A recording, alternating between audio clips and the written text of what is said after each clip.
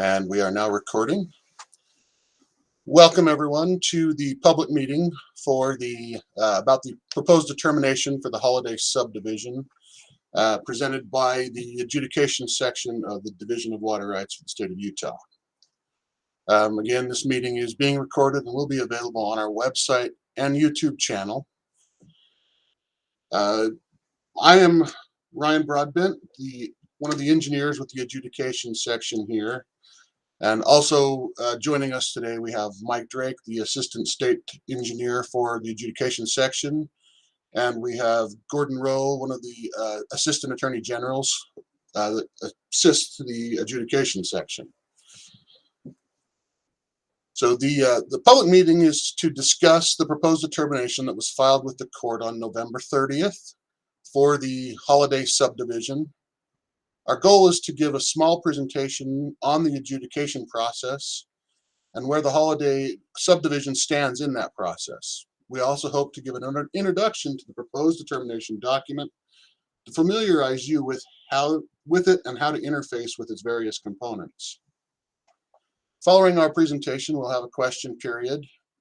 You'll be able to ask questions live or an email address that will follow with some of the upcoming slides. And we will monitor that email during the presentation to try and catch those questions by the end of the presentation here. So moving on.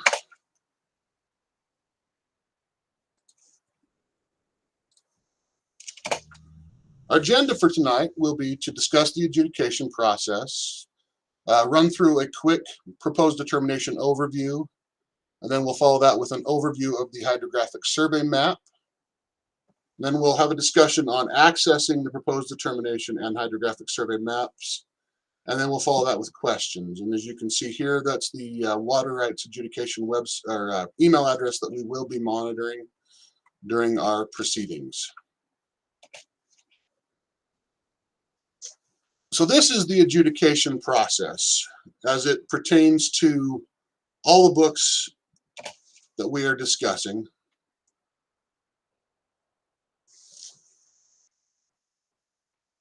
And so as you can see, it starts to fill in the dates about, well, looks like mine's lagging out. There we go.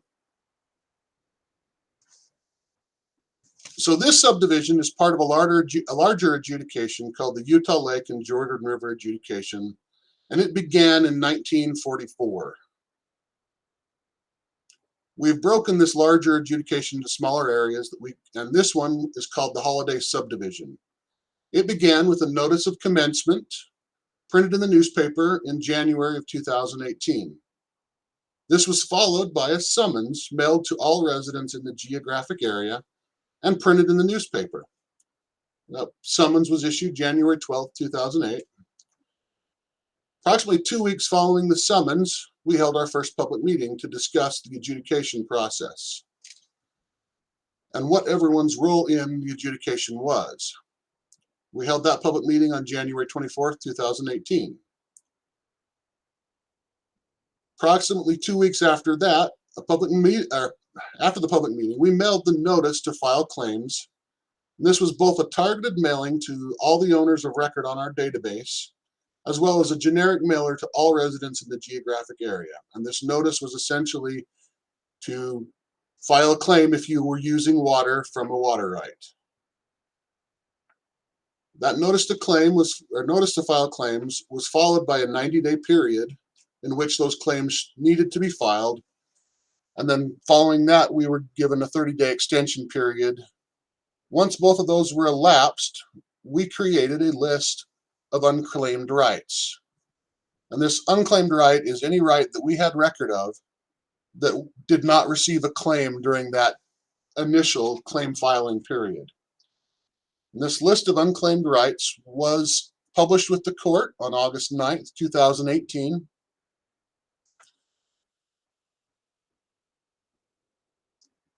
This list of unclaimed rights was followed by a 90-day objection period to allow for the opportunity for these rights to be objected to and removed from that list. A public meeting was held during this objection period to discuss the list of unclaimed rights. That public meeting was August 29th, 2018. After that objection period, we entered into a resolution and an objection resolution period, which after those objections were resolved, we obtained an interlocutory decree on those lurd rights, and they were officially abandoned by the courts. After those lurd rights were decreed, a final summons was printed on June 23rd of 2019, and we continued our claim investigation for all those claims that were received during that 90-day period. The claim investigation has been ongoing and was completed in the last few months of 2021. With the claim investigation completed, the adjudication staff prepared and filed with the court our proposed determination, which happened on November 30th. That filing began a 90-day objection period in which we're in the midst of, and that brings us to today, which is the final public meeting for this subdivision. The final step for this subdivision in the adjudication process will be the objection resolution and decree. So any objections to this proposed determination that are received in that 90-day objection period, we will enter into an objection resolution with the objectors and seek to obtain a final decree in which all of the rights listed on this proposed determination will become decreed rights. So discussing the proposed determination, we're going to discuss a few pieces in it. We're going to discuss the title page, the notice to water users, the preamble, the location map, the priority schedule, the description of water rights, the disallowed rights, and the alphabetic index. So the Holladay proposed determination title page. On this page, you'll see a couple of good pieces of information. First, this is filed in the Third District Court. So that will be important if an objection is needed to be filed. It will be filed with the Third District Court. Also on this is the general adjudication description and civil case number. These will both be important if an objection is needed to be filed. This lists the hydrographic division and subdivision name, Salt Lake County East, Holladay Subdivision. And it also lists the area area number and book, which is identified by the Division of Water Rights. The next page in the proposed determination is the notice to water users. This also has some very key information for those needing to file objections. First, again, we repeat the case number and we show the judge's name in this civil case. The other important piece of information on this page is the instructions to file an objection. These objections will need to be filed with the Third District Court within that 90 days, within the 90-day period after it's been filed.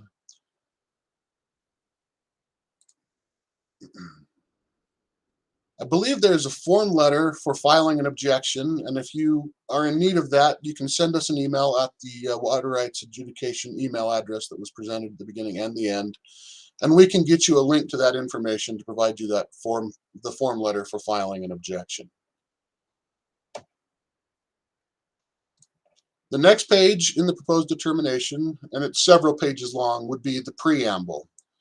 This is the general description of the proposed determination. It includes things like the commencement, the geographic area, the state engineer's activity, the general pieces of what was used to create this. One of the important parts of this is also going to be what's called the prior decree section. And this section describes those rights that were part of the decree in 1914, the Progress Company versus Salt Lake City, often called the Big Cottonwood Decree, and describes how we have handled the rights in this book that will be pertaining from that decree. You can see things like the primary irrigation season, the surplus irrigation season, the non-irrigation season rights, and the surplus non-irrigation season rights. And this kind of details out how we have labeled and described those rights that are part of that original decree. The next, we would find the location map. The location map is the visual cue of what the Holladay Subdivision looks like. You can see from the map that it is bounded on the north by 3900 South and bounded on the east by I-215. The west is a combination of 1300 East and Highland Drive, and it does follow Murray Holladay Road and Walker Lane on the south. So now let's discuss the priority schedule of the proposed determination. The priority schedule is important in Utah as water is distributed by prior appropriation. If a shortage of water were to happen, these priority dates would be used to determine who would receive the water first. This is most applicable to surface sources. So let's look at a few items on this priority schedule. So first, you would notice that we've identified the water source. This would be the source that the water is coming from. A priority class. This would pertain to that previous decree and how they were defined in that decree.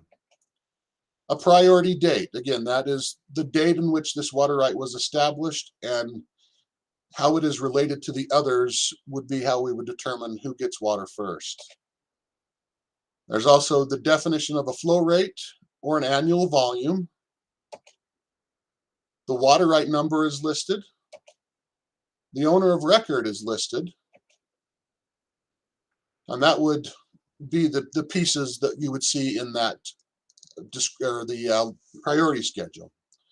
Now we can move on to the proposed determination description of water rights. And this is the bulk of the rights that we have recognized for this subdivision.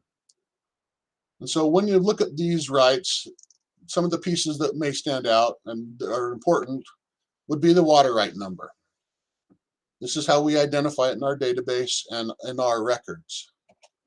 We have the name, owner of record, and the ownership interest.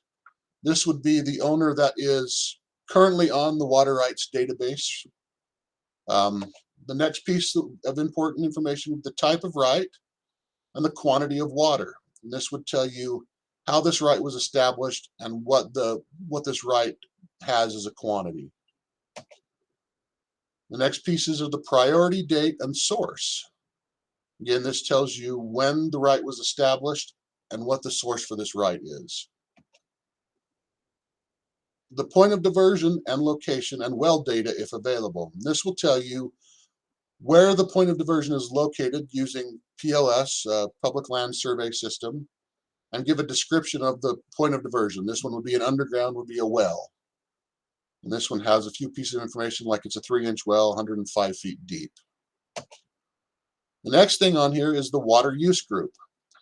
Water use groups are the definition of how this water is being used. And if we've got multiple water rights being used for the same uses, they will all be listed under the same water right number. The nature of the beneficial use is also listed here. This right is for irrigation. Other types of beneficial use would be domestic, stock watering, municipal, commercial, or an other category. And this will tell you how this water right is being used at this time. It has a period of use.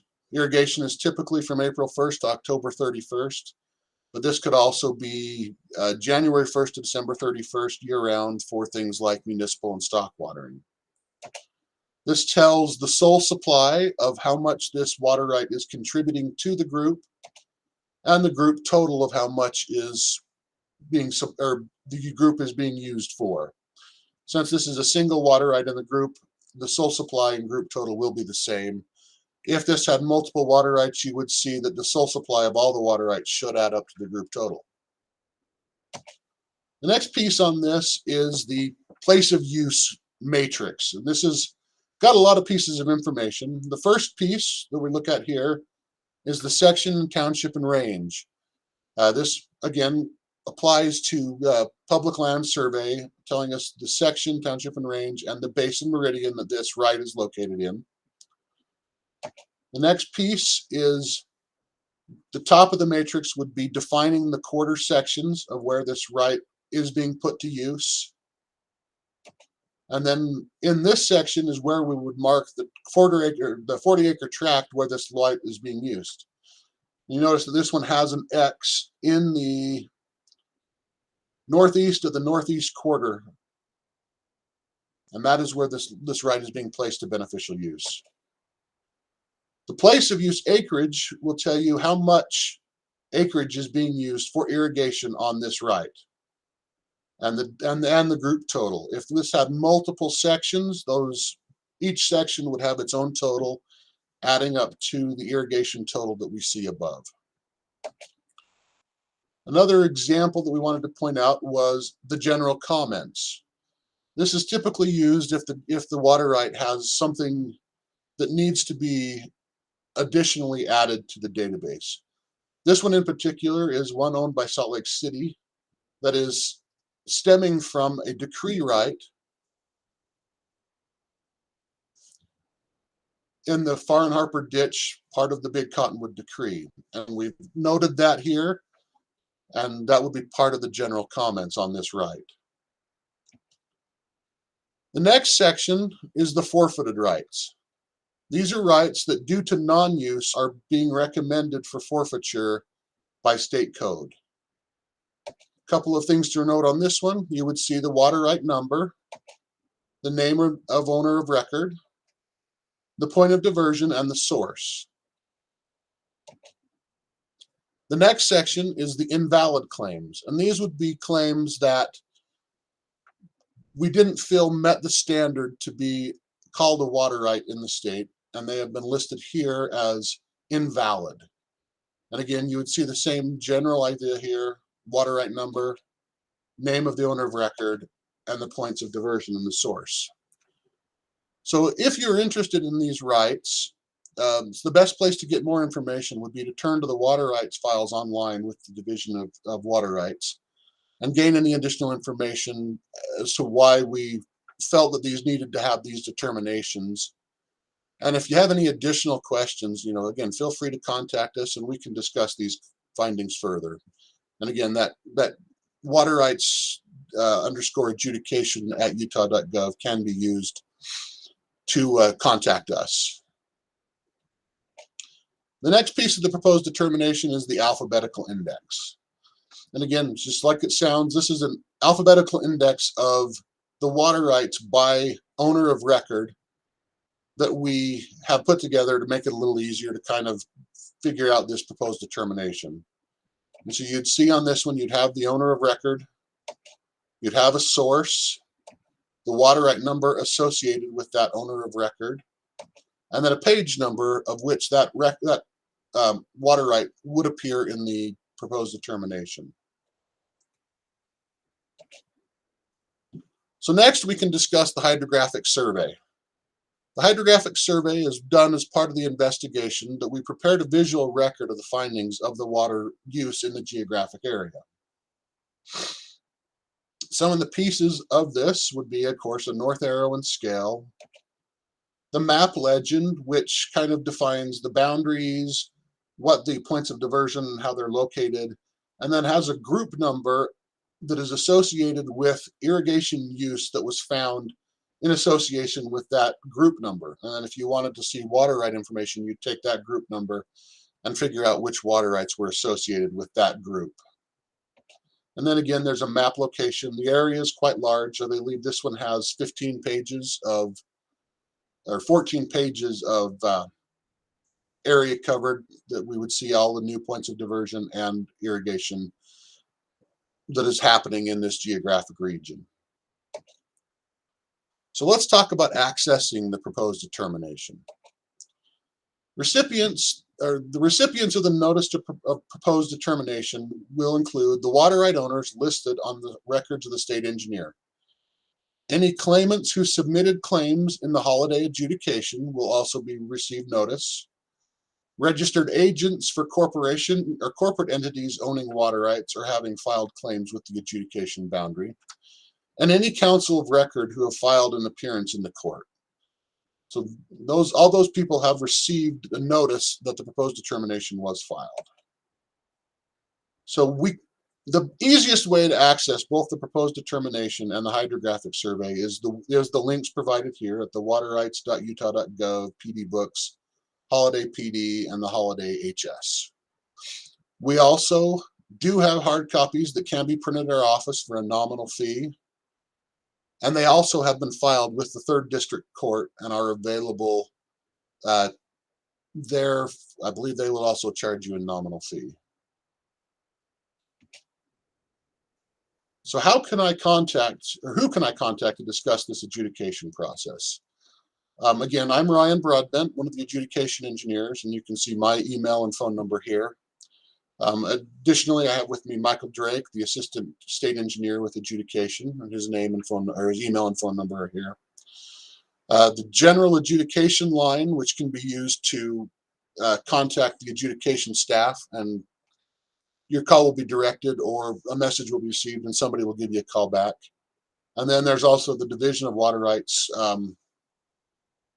office building and waterrights.utah.gov. So again, I think we can open this up to any questions you guys may have. Feel free to either put them in the chat. You can do them live if you'd like, or you can email them to this email address and we can monitor that. So thank you for your time.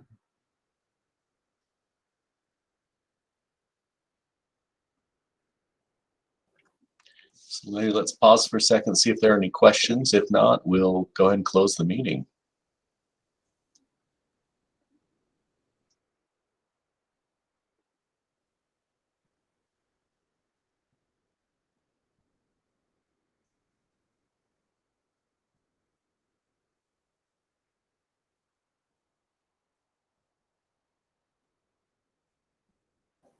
Okay, let's go ahead and stop the recording.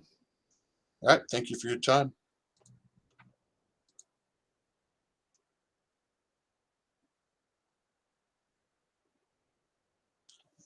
The recording has been stopped. Oh, no.